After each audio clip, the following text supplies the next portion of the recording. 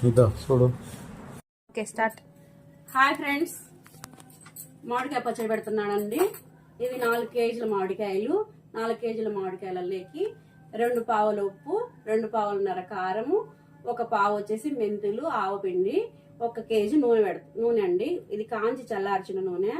ఎందుకంటే మామూలుగా పచ్చి నూనె పోస్తే పచ్చడి ఎక్కువ కాలం ఉన్నప్పుడు తొందరగా చిలుము వాసన అనేది వస్తుందండి. అప్పుడు పచ్చడి తినడానికి కాదు, ఇలా చేస్తే టేస్ట్ బాగుంటుందండి. ఇప్పుడు కలుపుతున్నానండి.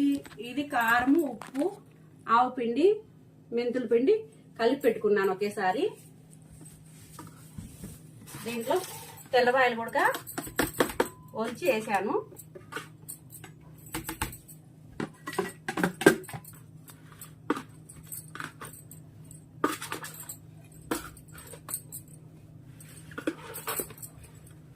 కలపాలమ్మా, కలపాలి, గట్టిగా కలపాలి. కలుపుతున్నాను. అడుగు నుంచి తీసి కలపాలి.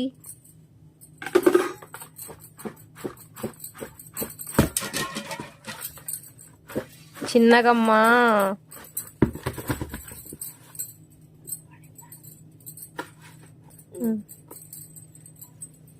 చూడండి ఫ్రెండ్స్, ఇప్పుడు కాంచి చల్లార్చుకున్న నూనె ఇందులో పోయాలి. 4 కేజీలకి 1 కేజీ వేరుశనగ నూనె అండి, కాంచి చల్లార్చుకున్నాను. ఈ నూనెకి 3వ రోజు మళ్ళా కలబెట్టి తర్వాత తాలింపేస్తానండి.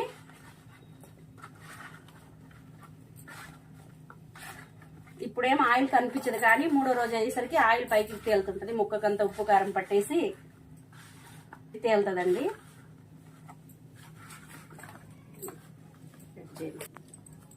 3వ రోజు కానైనా 3వ రోజుకి ఇదంతా ఆయిల్ తేలి దీని ముక్కకంతా ఉప్పు కారం, మనం వేసిన ఆవు పిండి అవన్నీ దీనికి పడతాయి అన్నమాట.